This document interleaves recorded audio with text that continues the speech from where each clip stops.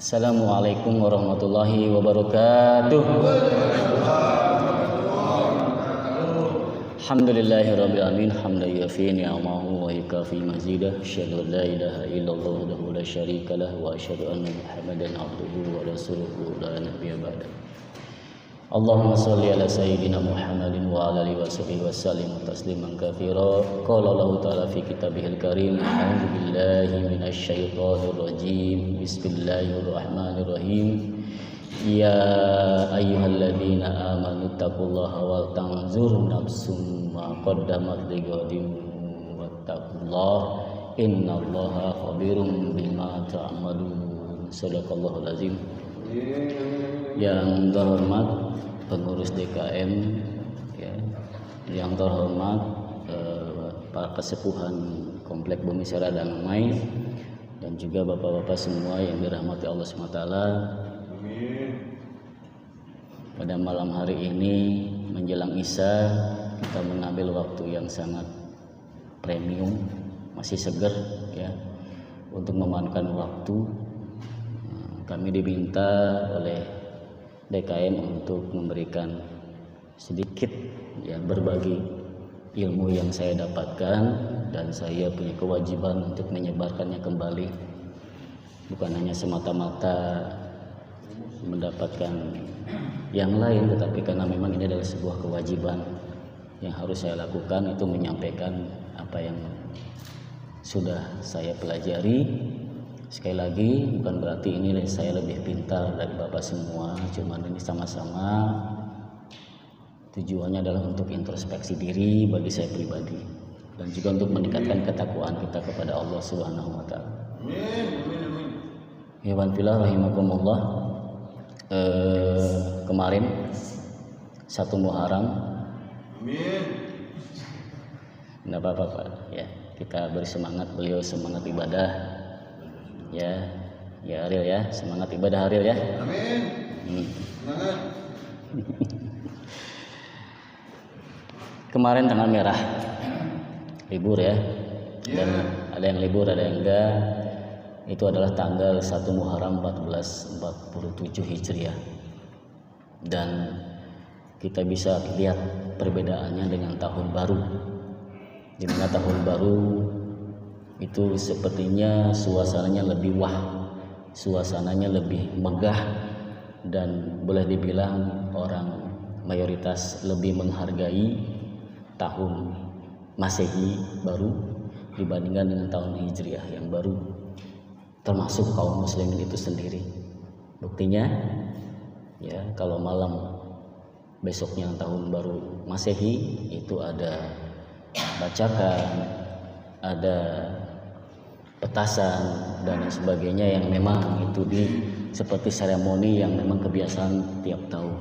Tapi kita bandingkan dengan satu Hijriah ini, tidak seperti 1 Masehi, ya, tahun barunya. Nah, jadi ini cukup miris juga. Tapi setidaknya yang hadir di sini, insya Allah, ya, hari kemarin adalah hari titik tempat kita berubah dari waktu ke waktu, karena dunia ini akan terus berputar, tidak mungkin stagnan, semuanya ada perubahannya, termasuk pribadi saya, keluarga saya, tetangga, ya, teman-teman, kerabat, semuanya pasti mengalami perubahan. Minimal umur yang semakin lama semakin berkurang jatahnya, ya. Baik. Saya di sini akan mengambil sebuah tema, ya, yang berjudul Spirit Hijrah, Bangkit dan Berubah. Ini temanya sebenarnya banyak. Ada file sekitar 60 file PPT, tapi saya ringkas karena waktunya hanya paling 20 sampai 30 menit maksimal. Spirit hijrah, ya, perlu kita ketahui hijrah. Nah, sebelum kita melangkah kepada spiritnya apa, kita harus tahu dulu definisi hijrah itu apa. Karena sesuatu tanpa definisi akan ngambang nanti. Apapun itu, definisinya keliru, maka pemahaman perilakunya pun akan keliru karena definisinya pun salah. Sehingga kita harus mengetahui apa sih definisi hijrah. Ya. Baik, hijrah secara bahasa Jadi ada istilah secara bahasa, ada secara istilah atau secara syar'i. Jadi definisi itu ada dua macam. Definisi secara bahasa, definisi secara istilah. Contoh, sholat secara bahasanya adalah doa.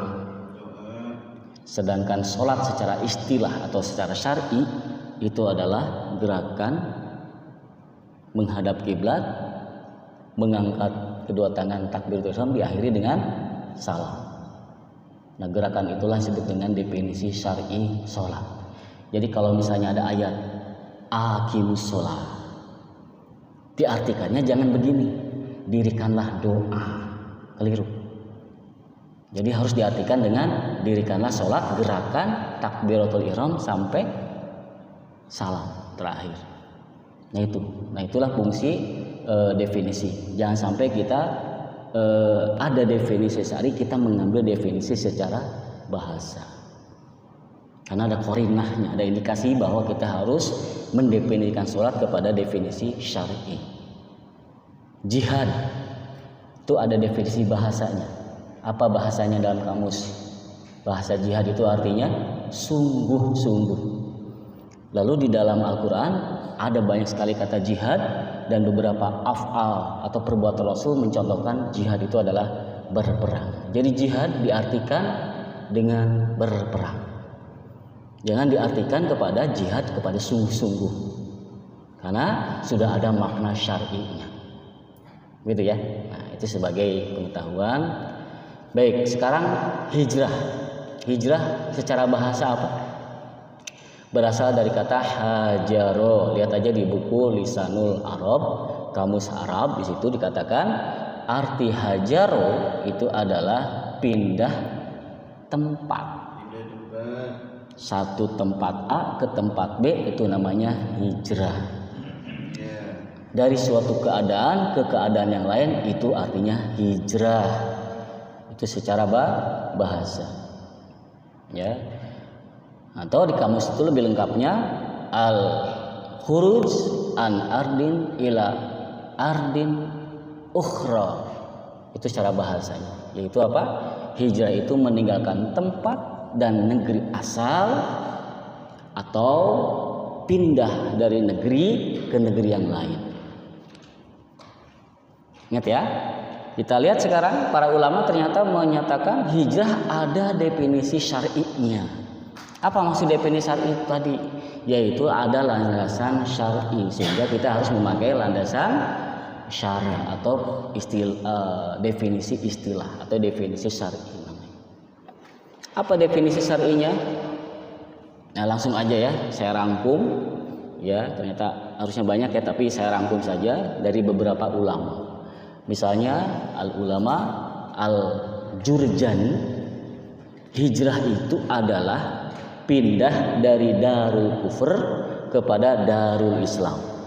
Itu menurut ulama yang namanya al-Jurjani. Kemudian makna syara' lain yang oleh para ulama, Ibnu Hazm menyatakan hijrah itu adalah taubat meninggalkan segala dosa-dosa. Itu hijrah. Menurut Ibnu Rajab Al-Hanbali menyatakan hijrah adalah meninggalkan dan menjauhi keburukan untuk mencari, mencintai dan mendapatkan kebaikan, betul. Ya, jadi itu para ulama seperti itu mendefinisikannya. Ngambil dari mana para ulama? Dari dalil-dalil syariat yang ada di dalam Al-Quran dan juga af'al atau ucapan Rasul SAW yang mungkin tidak saya jabarkan sekarang karena panjang waktunya, nanti bisa lebih dari 1 jam. Baik. Jadi hijrah itu adalah perubahan dari suatu kondisi ke kondisi yang lain, dari tempat satu ke tempat yang lain. Yaitu secara bahasa. Secara syar'i ya, para ulama tadi menyebutkan adalah pindah dari darul kufur ke darul Islam. Artinya apa? Darul itu adalah kalau definisi sekarang adalah negara. Ya, menurut Al-Jurjani. Jadi dari negara kufur ke negara Islam. Ini pun saya tidak akan bahas secara harfiah, Karena hijrah itu para ulama ada secara harfiah atau secara tekstual, ada secara majaz atau secara maknawi. Ya, saya akan bahas kepada makna maknawi, bukan makna tekstual. Ya, kalau makna tekstualnya atau makna secara ini para ulama adalah perpindahan dari Darul Kufur ke Darul Islam. Baik. Nah, berarti kesimpulannya nih, setelah dirunut-runut, ya, setelah dikumpulkan, dirangkum, hijrah itu sebenarnya adalah pindah dari pribadi ahli maksiat kepada ahli taat. Begitu ya? Itu lebih mudah sepertinya. Pindah dari pribadi ahli maksiat kepada ahli taat. Ahli maksiat itu apa? Yang senang maksiat, yang senang berbuat dosa, berpindah kepada yang berbuat kebaikan atau taat kepada perintah dan larangan Allah Subhanahu. Itulah hijrah secara singkat. Walaupun memang ada beberapa, bukan walaupun ya, memang secara syar'i menurut kitab Sahsiyah Islamiyah juz 2, juz 1 itu disebutkan hijrah itu adalah keluar dari Darul Kufur menuju Darul Islam. Al-khuruj min Darul Kufri ila Darul Islam. Itu ya, jadi keluar dari Darul Kufur kepada Darul Islam, dan itu tidak akan saya bahas secara detail. Nah, para ulama dahulu yaitu Khalifah Umar bin Khattab, ya, salah seorang sahabat Rasul, menyatakan al-hajaru faraqat bainal haq wal batil. Jadi hijrah menurut Umar bin Khattab radhiyallahu anhu adalah pemisah antara kebenaran dan kebatilan. Jadi ini kebenaran, ini kebatilan. Nah, ada tengah-tengah sebagai pemisah. Nah, itulah namanya hijrah. Ya, dipercepat. Menurut Ibnu Hajar Al-Asqalani di dalam kitab Fathul Bari, nah, ada tuh di kitab Fathul Bari, ya, syarah dari Sahih Bukhari. Hijrah itu ada dua macam. Ada hijrah yang lahiriah atau zohiriah, ada hijrah batiniyah, hijrah secara batin. Itu menurut Ibnu Hajar Al-Asqalani. Lanjutnya, hijrah batiniyah yang dimaksud batin itu apa? Adalah meninggalkan apa saja yang diperintahkan oleh hawa nafsu. Ya, meninggalkan apa-apa yang diperintahkan oleh hawa nafsu, ya, yang dimana hawa nafsu selalu memerintahkan dirinya berdasarkan hawa nafsu tadi, ya, dan juga meninggalkan segala seruan dari setan. Nah, itulah hijrah menurut Ibnu Hajar Al-Asqalani, hijrah berdasarkan definisi batiniah. Ya, jadi hijrah itu singkatnya adalah meninggalkan hawa nafsu yang mendominasi kita menuju kepada keimanan. Ya, jadi sesuatu yang di luar iman, sesuatu yang di luar hukum syariat itu adalah hawa nafsu. Jadi iman dan syariat lawan katanya adalah hawa nafsu atau seruan setan. Jadi ada jalan Shirathul Mustaqim, ke kirinya itu seruan setan, ke kanannya seruan setan. Kebalik ya. Ke kanannya seruan setan, ke kirinya seruan setan. Lurus itu adalah jalan Shirathul Mustaqim atau yang disebut dengan jalan yang benar. Berarti di luar syariat Islam, di luar akidah Islam, itu adalah kebatilan, kesesatan.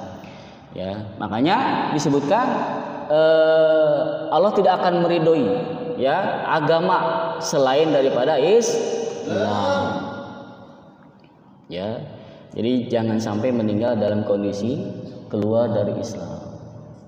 Ya, wala tamutunna illa wa antum hati-hati.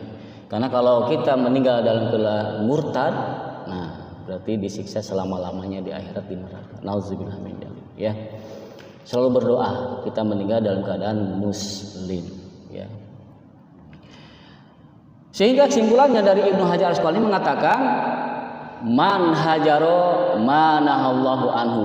Dialah orang yang meninggalkan perkara yang telah Allah larang atas dirinya.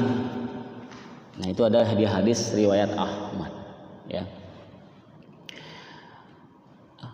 Hijrah batin atau zahir tadi, ya, juga disebutkan oleh para ulama adalah lari menyelamatkan agama dari fitnah, ya. Lari menyelamatkan agama dari fitnah. Apa itu fitnah? Yang membuat agama kita menjadi kendor, yang membuat agama kita menjadi rusak. Itu adalah fitnah. Ya, hati-hati, fitnah itu sekarang merajalela di mana-mana. Ya, hati-hati. Kita harus memperkuat iman kita, harus memperkuat sakofah kita, harus memperkuat wawasan kita, dan mempertebal keimanan terhadap yang gaib. Apa tuh yang gaib? Keimanan kepada surga dan neraka, keimanan kepada hari kiamat. Insya Allah kalau iman kita kepada gaib itu kuat, kehidupan dunia insya Allah aman, ya. Tapi kalau keimanan kepada gaib itu lemah, maka lemah juga nanti dunianya, dan di akhirat juga, ya, tidak akan selamat, ya. Baik Bapak-bapak semuanya, ya. Di sini ada Quran surat Ali Imran ayat 133, ya, wasara'u ila magfirah mir rabbikum, dan seterusnya, ya. Saya singkat saja. Bersegeralah kalian menuju ampunan Tuhan kalian dan surga yang surganya seluas langit dan bumi. Di mana surga itu disiapkan untuk orang-orang yang bertakwa, ya. Jadi jaminan Allah, orang yang bertakwa akan mendapatkan surga yang surga itu seluas langit dan bumi, ya. Nah, sehingga Bapak semuanya, ya, berganti tahun ini maknanya apa? Ya, ganti tahun 1446 ke 1447 adalah Allah memerintahkan kita untuk berintrospeksi diri, ya. Sebagai tadi yang awal saya bacakan surat surat Al-Hasyr ayat 18. Saya ulangi bacanya ya tadi ya. A'udzubillahi minasyaitonirrajim. Ya ayyuhalladzina amanu taqullah. Hai orang-orang yang beriman, bertakwalah kepada Allah, wal tanzur nafsum ma qaddamat ligodin. Wal tanzur, ini perintah Allah nih. Siapa yang beriman kepada Allah, siapa yang bertakwa kepada Allah, ini perintah Allah, harus taatin. Wal tanzur, hendaklah kalian melihat diri kalian, menghisab diri kalian, ngitung-ngitung diri kalian. Ngitung apa? Ngitung amalan baik, amalan buruknya, ya, semacam simulasi. Ini besaran mana nih? Amal baik apa amal buruk? Kalau amal baik berarti alhamdulillah, kalau amal buruk timbangannya celaka, ya.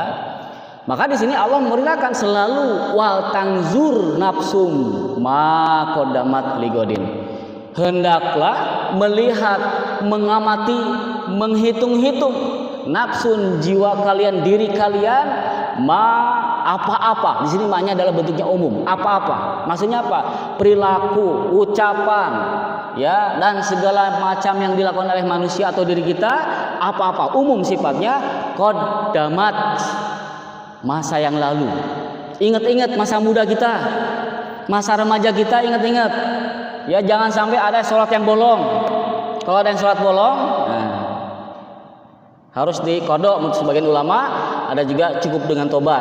Nah, tapi kalau saya mazhab saya kodok. Ya, kalau lupa nih atau apa gitu kan, mungkin dulu pernah melewati sholat apa gitu kan, yang harusnya wajib, tapi karena dulu zaman remaja ya nggak paham atau apa, tapi tetap itu ya dikodok seingatnya, ya. Tapi ada juga cukup bertobat, insya Allah akan diampuni, ya. Yang jelas ingat-ingat masa lalu, ya, ibadah kita kepada Allah, ya, dosa kita kepada orang tua, apalagi dosa kita kepada anak-anak, istri-istri kita, tetangga kita, dan orang-orang, dan yang paling penting dosa tentang apa saja yang berkaitan dengan umur kita, harta kita terutama, ya, dan lain sebagainya. Ingat-ingat itu, Ya, selalu hitung-hitung hisab diri kita. Nah, ya. Ligodin. Ini dikatakan ma taqaddamat ligodin.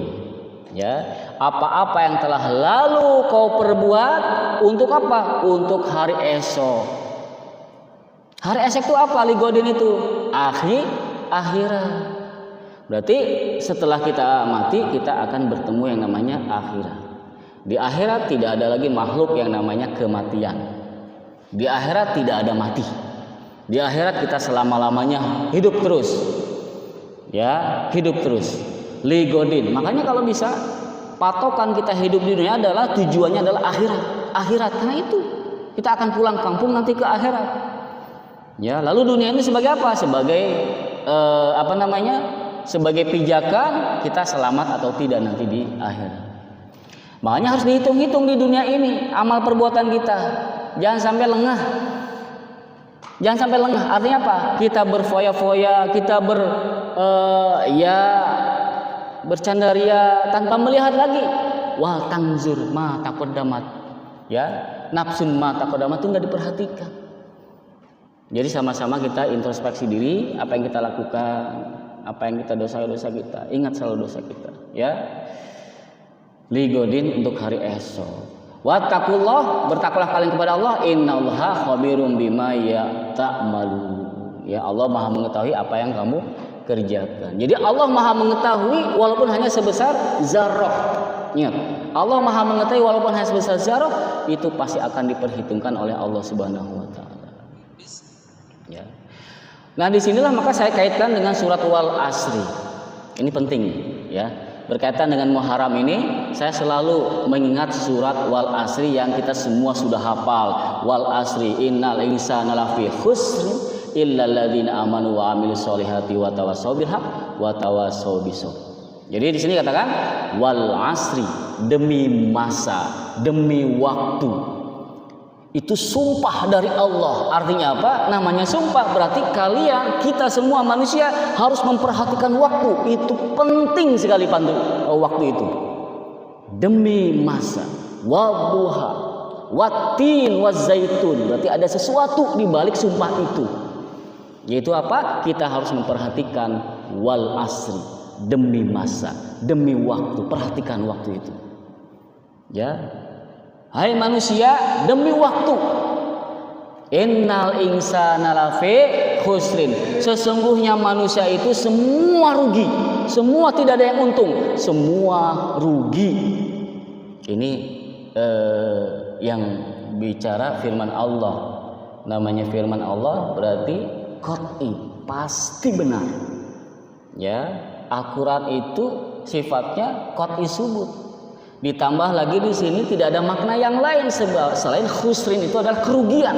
Lawan kata dari muflihun, ya, kerugian. Maksudnya kalau nama bisnis berarti boncos terus, rugi, itu namanya bisnis. Begitu juga Allah menyatakan manusia di akhirat nanti pasti mengalami kerugian. Kenapa? Selalu mengabaikan waktu yang sangat singkat ini. Kenapa disebut sangat singkat? Karena waktu itu dunia kita hidup dunia paling 70 tahun. Ya. Dan bandingan dunia dengan akhirat itu 150.000 tahun. Artinya apa? Kalau kita sekarang berada di akhirat, kita merasa hidup di dunia yang 70 tahun itu seperti 2 menit 1 detik saja. Sangat singkat kan? Betul nggak? Sangat singkat sekali. Artinya apa? Perbandingan akhirat yang abadi, yang lama, yang tidak pernah mati-mati, dibandingkan dengan dunia paling hidup kita cuma 70 tahun. Ditambah umur balik kita sampai 15 tahun, ditambah dengan tidur kita, ya. Jadi total waktu kita yang digunakan sebenar-benarnya itu adalah cuma paling 30 tahun saja. Dan 30 tahun itu adalah waktu yang sangat menentukan apakah dia di akhirat itu benar-benar beruntung ataukah di akhirat itu dia benar-benar rugi sama sekali. Cuman 30 tahun. Dihitung-hitung itu cuman 2 menit 1 detik. Artinya maknanya apa? Kalau kita berada di akhirat, hidup di dunia serasa 2 menit 1 detik saja, tapi justru 2 menit 1 detik itu menentukan dia hidup di akhirat nanti. Maka dikatakan di sini Allah menyatakan sesungguhnya manusia dalam keadaan rugi. Rugi itu apa? Ada 3 macam. Yang pertama, rugi yang dialami oleh orang kafir. Yaitu apa? Orang kafir itu dia rugi selama-lama ruginya, menyesal semenyesal-menyesalnya, dan sangat-sangat menyesal. Kenapa? Karena dia tidak beriman kepada Allah Subhanahu wa taala, tidak bersyahadat. Gara-gara itu. Artinya apa? Artinya dia selama-lamanya disiksa terus di akhirat. Di neraka selama-lamanya. Namanya selama-lama berapa tahun? 100 tahun masih kecil. 1000 tahun masih kecil. 100.000 tahun masih kecil. 1 juta tahun masih kecil. 1 miliar tahun masih kecil. Kenapa? Masih ada angkanya. Paham ya? Yang namanya selama-lamanya tidak ada angkanya. Abadi. Dia disiksa, dihidupkan kembali, disiksa, hancur badannya, dihidupkan kembali terus selama-lamanya. Makanya dia penyesalan yang sangat berat dialami oleh orang kafir gara-gara tidak punya password, yaitu la ilaha illallah Muhammadur Rasulullah. Itu kalimat tauhid. Itu kerugian yang sangat besar dialami orang kafir. Makanya kasihan ya orang kafir ya. Itu makanya kita harus dakwah ke orang kafir. Masuk Islam, ayo masuk Islam. Kita harus kasihan. Sekarang kalau kafir bisa 5 miliar, kaum muslim 2 miliar, masih ada 5 miliar itu yang harus didakwahi supaya dia masuk ke Islam. Kasihan. Lalu yang kedua, orang yang rugi itu apa? Orang yang masuk Islam tetapi amalnya lebih berat buruknya dibanding amal baiknya. Itu dia juga rugi. Yaitu apa? Menyesal kenapa harus mampir dulu di neraka. Satu sholat saja sengaja nggak sholat, menurut para ulama disisanya 70.000 tahun. Ariel jangan lewat sholat ya. Harus rajin sholatnya, sehari 5 kali ya. Sekali saja disengaja nggak mau sholat, siksaannya 70.000. Itu menurut guru saya 70.000 tahun. Hadisnya belum saya dapat, tapi itu menurut guru saya 70.000 tahun 1 kali. Kalau 2 kali 140.000 tahun. Kalau 3 kali tinggal dikali ya 1,5 tahun. Ya, makanya sekarang jangan sampai melalaikan sholat. Ya, itu orang yang rugi. Belum itu masalah ibadah, belum yang lainnya, belum hartanya dan sebagainya. Ya. Kemudian orang yang rugi yang kedua apa? Tapi ruginya tanda kutip nih ya. Orang yang dia masuk Islam dan amal baiknya lebih berat dibanding dengan amal buruknya, tapi tetap merasa rugi. Kenapa? Tahu gini mah nyumbang ke masjid jangan 1.000 tapi 100.000. Tahu gini mah nyumbang masjid jangan 100.000 tapi 1 juta, ya kan? Tahu gini mah saya ngejar sholat qobliyah subuh, begitu maksudnya. Jadi tetap merasa rugi.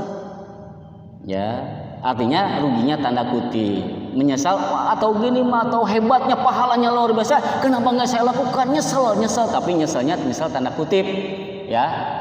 Nyesal juga tapi tanda kutip, tetap dia masuk surga, ya. Nah, di sini dikatakan semua manusia rugi tadi, kecuali apa? Illalladzina amanu wa amilus sholihat, kecuali orang-orang yang beriman dan beramal soleh. Beriman, iman kepada apa? Iman kepada hal yang gaib, iman kepada Allah, iman kepada Rasul, iman kepada kitab, iman kepada malaikat yang rukun iman itu. Ya, dan iman yang tercantum hal-hal yang gaib di dalam Al-Qur'an. Ya, jadi ada Al-Qur'an, ada hadis, itu yang berkaitan dengan akidah, itu namanya dalil-dalil keimanan. Wa amilus sholihat. Yang kedua, orang yang rugi tidak akan rugi dia. Pertama beriman, yang kedua beramal soleh. Itu orang yang beruntung, kebalikan dari rugi. Iman dan beramal soleh. Amal soleh itu apa? Karena Al-Quran dan teks-teks nas Al-Quran dan hadis itu ada dua, berkaitan dengan akidah, berkaitan dengan syariat. Ingat ya, ada akidah, ada syariat. Ya, seperti contoh misalnya Qul huwallahu ahad atau Al-Qari'ah, Idza zulzilati dan seterusnya, itu berkaitan dengan akidah. Adanya surga, adanya neraka, adanya malaikat, itu berkaitan dengan akidah, ya. Tapi ada yang berkaitan dengan syariat, itu apa? Aqimus shalah, dirikanlah shalah, wa atuz zakah, ya, dan bayarlah zakat. Itu perintah perbuatan, itulah namanya syariat. Nah, setelah kita beriman, apakah cukup? Kata Allah, tidak. Kalau ingin tidak rugi, maka tidak cukup dengan beriman, tapi harus ada amal soleh. Itulah yang disebut dengan hukum syariat. Ya, jadi bedanya akidah dan syariat itu apa? Saya mengatakan, Pak, ini adalah air. Apa yang saya minta dari Bapak cukup meyakini dan membenarkan pernyataan saya. Ini adalah air. Itu akidah, Pak.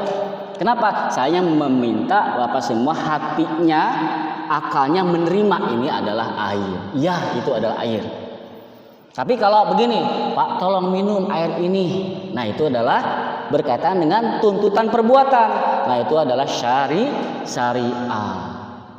Paham ya? Jadi harus kita bedakan ya, mana dalil akidah, mana dalil syariat. Dua-duanya harus berkaitan. Tidak cukup dia beriman, maka harus ada konsekuensi iman, yaitu apa? Melaksanakan syariat. Syariat tanpa landasan iman, nol, Pak. Nol. Syariat tanpa landasan iman itu nol. Nggak ada nilainya sisi pahala. Misalnya orang berbaik hati menolong, meminjamkan orang, tapi bukan karena atas dasar perintah Allah menolong itu adalah sunnah, maka nol, nggak ada pahalanya di sisi Allah. Kenapa? Niatnya hanya sekedar menolong, tidak dikaitkan dengan itu adalah perintah Allah Subhanahu wa taala. Berarti harus dikaitkan dengan Allah tuh. Itu berkaitan dengan iman dan amal soleh. Itu ya maksudnya. Jadi nggak cukup orang yang beruntung itu dengan orang yang rugi itu, kecuali orang yang beriman dan juga harus beramal soleh. Apakah cukup setelah iman kemudian amal soleh? Belum cukup juga. Katakanlah amal solehnya sudah oke, rajin sholat, zakat, puasa, haji sudah berkali-kali, umroh juga sudah berulang-ulang, kemudian hartanya juga sudah clear, Pak. Misalnya ya, hartanya jauh dari riba, hartanya jauh dari nilap, jauh dari akad-akad yang batil, clear semua dari akad. Oke, sudah clear tuh hartanya. Lalu apakah cukup bisa masuk surga atau cukup disebut oleh Allah orang yang beruntung? Ternyata belum, masih rugi, Kak. Cuma dua itu. Yaitu apa? Ada tambahan di situ yang harus kita lakukan. Watawasau bil haq, watawasau bis. Apa itu maksudnya? Amar ma'ruf nahi munkar, dakwah. Jadi dengan dakwah maka barulah disebut dengan orang yang tidak rugi. Jadi simpulannya apa? Simpulannya adalah syarat orang yang tidak mau rugi berdasarkan surah Al-Asr ini ada 3. Beriman, amal solih, dan berdakwah. Salah satu hilang, kurang dari 3 ini, maka enggak cukup. Harus 3-tiganya terpenuhi, yaitu beriman, beramal soleh, dan berdakwah. Itulah 3 keberuntungan manusia yang bisa diraih nanti di akhirat. Oleh karena itu, Pak, ya mari kita sama-sama introspeksi diri bahwa Allah nanti akan menghisab kita. Apa yang dihisab di dalam suatu hadis, mungkin saya nggak bacakan Arabnya karena sudah jam 7, ya sampai jam 7:05 ya. Jadi dikatakan tidak akan bergeser 2 telapak kaki seorang hamba pada hari kiamat sampai dia ditanya, ya, dimintai pertanggungjawaban. Allah akan menghisab terhadap 4 hal ini. Nah, ini penting nih. Yang pertama, umurnya digunakan untuk apa? Apalagi? Yang kedua, ilmunya. Ya, apakah dipakai dengan kebenaran? Kemudian apakah juga disebar? Itu ilmu. Yang ketiga, hartanya.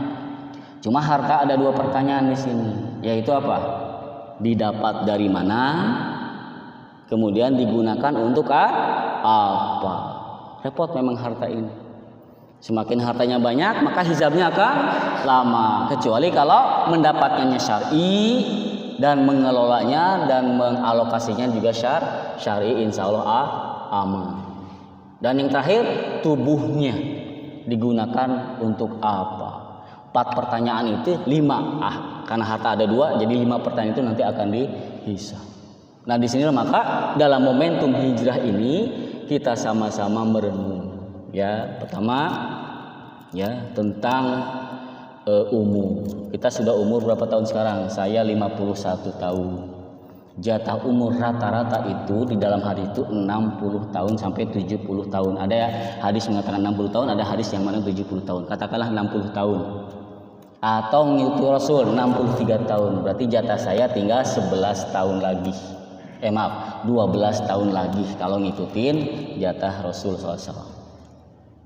Nah saya sudah mulai mikir tuh pada saat ngaca di cermin, mis aya bodas-bodas di dieu tah nya naon tah uban, itu tanda tuh dari Allah. Hei mis bau tanah ya, sing sadar ya, sing rajin sholat, sing rajin baca Quran, sing rajin ngaji kajian. Itu penting Pak, karena kajian itu Pak lebih baik dibandingkan dengan 100 rakaat sholat sunnah. Ada hadis lain mengatakan ya qaul sahabat dari Abu Hurairah, barang siapa ikut pengajian di suatu majelis walaupun hanya 1 jam, itu pahalanya melebihi Lailatul Qadar. Berapa Lailatul Qadar itu? 1000 bulan. Semacam ini nih, walaupun hanya setengah jam, ya 1000 bulan kan setengah jam. Berarti dibagi 2 lah kalau hitung matematik 500 ya tahun juga lumayan ya kan, jadi cuma setengah jam 500 tahun itu hitung-hitungan kita. Nah ini ya sisi Allah pasti insya Allah lebih gede lagi tergantung niat kita ya. Insya Allah Allah maha kasih, Allah maha rahmat, dikasih lebih besar lagi. Kenapa? Karena setan itu sangat membenci orang yang paham agama. Setan itu sangat benci dan dengki terhadap orang yang paham Islam, paham hukum syariat, paham akidah Islam. Ya, setan lebih menyukai orang yang rajin ibadah tapi bodoh. Ya. Setan lebih suka terhadap orang yang sering ke masjid tetapi dia tidak tahu apa-apa tentang syariat Islam. Tapi kita kan tidak mau, harus dua-duanya dapat. Yaitu apa? Tidak hanya sekedar ilmu yang kita dapatkan ngaji misalnya atau ya kajian Islam, tapi juga ibadah juga harus kan kenceng, dua-duanya kita raih ya. Kenapa? Karena kita harus serakah dalam beramal. Jadi serakah itu yang haram itu kan masalah harta ya, tapi yang wajib justru adalah masalah amal. Apalagi serakah mencari ilmu, itu harus serakah. Gitu ya. Nah baik, bahwa semua, terutama masalah harta ini, saya selalu menekankan karena harta itu berkaitan dengan dosa adami, ya, berkaitan dengan ikatan manusia dengan manusia yang lain, hubungan manusia yang lain. Barang siapa yang menjolomi atau berdosa kepada manusia yang lain, maka apa? Dia harus minta maaf kepada orang tersebut. Tapi kalau kita berdosa kepada Allah, misalnya lupa sholat, lupa zikir, lupa sholawat atau apa dosa kepada Allah, bisa gampang minta maafnya. Ya Allah, aku tobat, beres. Tapi kalau dosa kepada adami, dosa kepada manusia itu lebih berat Pak. Kenapa? Harus minta maaf. Kalau ada harta yang menjolimi atau yang dijolimi oleh seseorang, maka seseorang yang menjolimi itu dia harus segera datang kepada yang dijolimi untuk minta maaf, karena berkaitan dengan harta.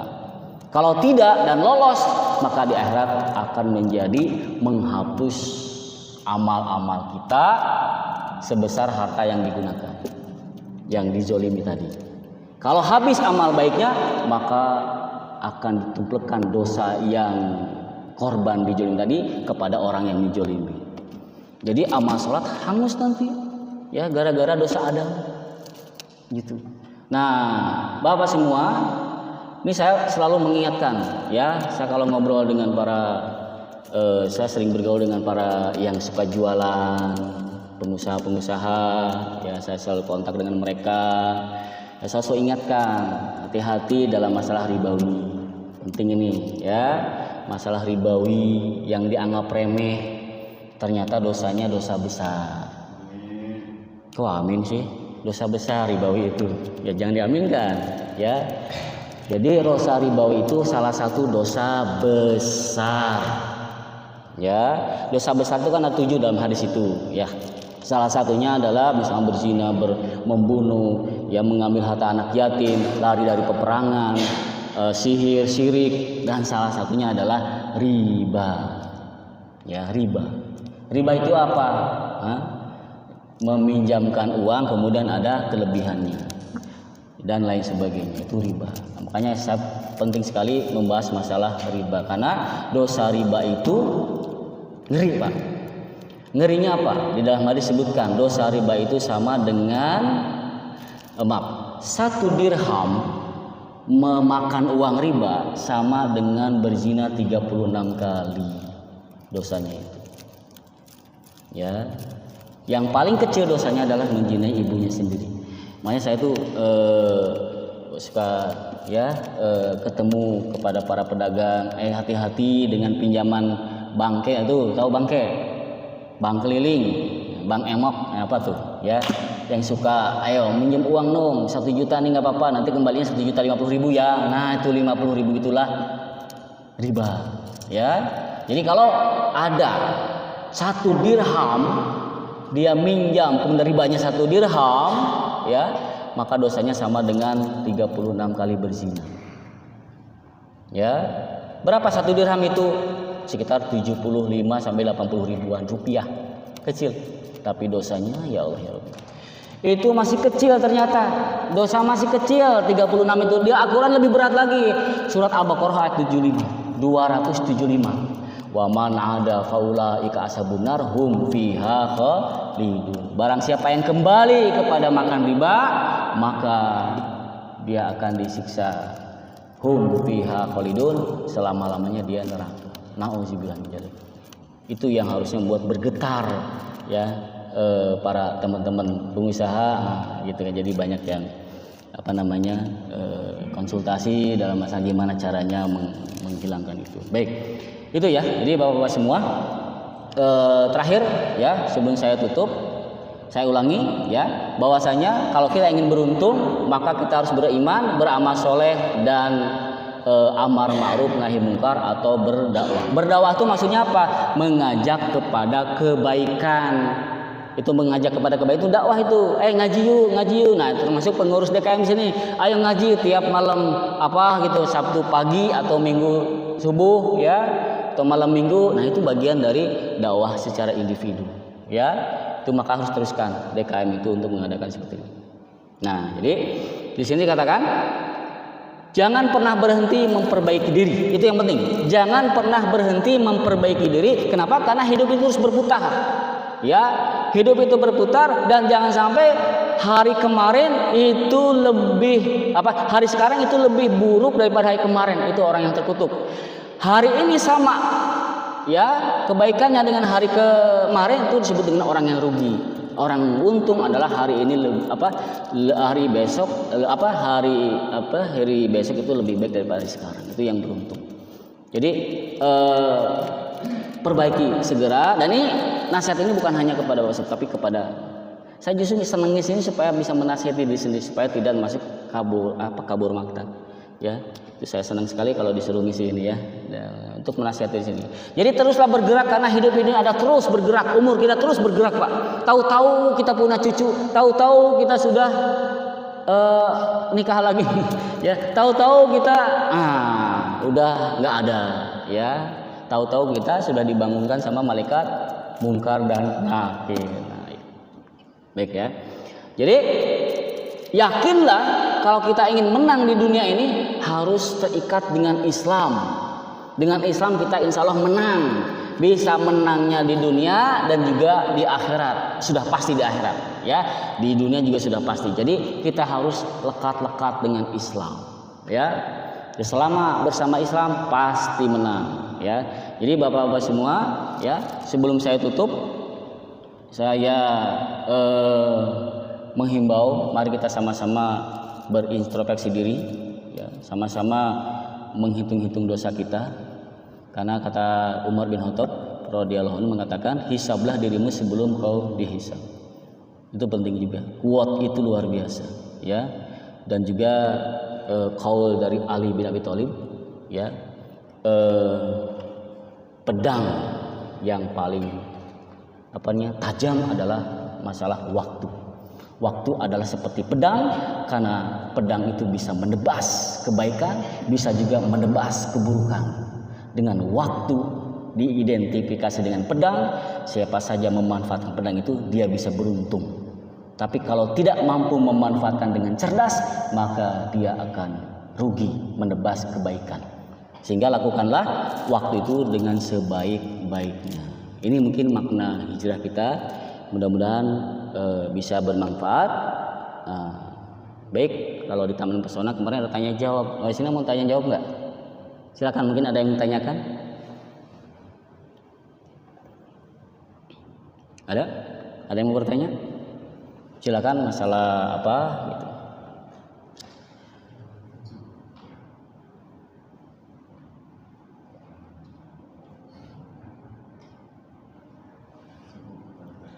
Saya tambahkan mungkin, kalau nggak ada yang nanya, ada yang nanya? Bahwa nanti di akhirat itu kita berjalan di jalan Shirathul Mustaqim.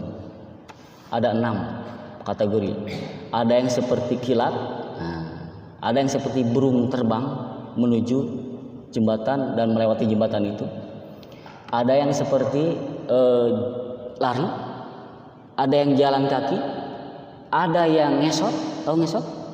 Ya, sampai berdarah-darah. Nah, itu ada di hadis itu, ya. Ada yang sudah ngesot 1 meter lagi nyampe malah kecemplung. Nah, kita mengharapkan yang mana? Nah, jadi orang cerdas itu adalah orang yang ngitung-ngitung amal, apakah amal itu cukup untuk menghadapi nanti di akhirat. Ya, nah itu orang cerdas, Pak. Jadi orang cerdas itu bukan profesor, bukan S3, bukan yang pintar-pintar ranking 1 2, bukan, tapi orang yang benar-benar memanfaatkan waktu untuk ligodin, untuk hari akhir nanti, yang cuma sebentar, 2 menit 1 detik ini. Jadi manfaatkan waktu itu begitu cepat, Pak. Tahu-tahu anak saya sudah besar, sudah kuliah. Tahu-tahu ya yang si bungsu yang tadinya sekarang sudah SMP. Cepat sekali waktu itu, gak kerasa ya, sehingga penyesalan pasti datang yang terakhir, dan penyesalan bisa ditutupi dengan amal sesegera mungkin. Sekarang, mulai dari sekarang, tahun baru ini, mari kita sama-sama tingkatkan amal kita, agar apa? Di akhirat kita selamat mendapatkan syafaat. Ya, syafaat dari Rasulullah SAW. Karena kita tidak mungkin mengandalkan amal baik kita. Kita hanya mengharapkan rahmat dari Allah Subhanahu Wa Taala. Keselamatan kita tergantung dari rahmat Allah Subhanahu Wa Taala, bukan dari amal sholat kita, bukan dari ibadah kita, bukan dari kebaikan kita, Pak, tapi dari rahmat Allah Subhanahu Wa Taala. Makanya kita kondisikan di mana saat ini kita diridhoi oleh Allah Subhanahu wa taala.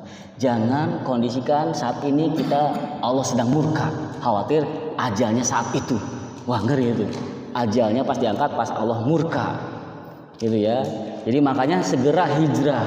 Makanya segera pindah dari ahli maksiat menuju ahli taat. Yang biasa mengabaikan waktu sekarang sangat menghargai waktu. Baik, itu saja mungkin yang bisa saya sampaikan. Mohon maaf nih kalau misalnya ada kesalahan, itu dari saya pribadi, tapi kalau itu benar itu dari Allah SWT. Sekali lagi mohon maaf. Wabillahi taufiq wal hidayah. Tapi sebelumnya kita tutup dulu dengan kafaratul majelis ya, dengan baca alhamdulillahirabbil alamin, istighfar, astagfirullahaladzim, kafaratul majelis, subhanakallahumma wa bihamdika asyhadu alla ilaha illa anta astaghfiruka wa atubu ilaik. Wabillahi taufiq wal hidayah. Assalamualaikum warahmatullahi wabarakatuh.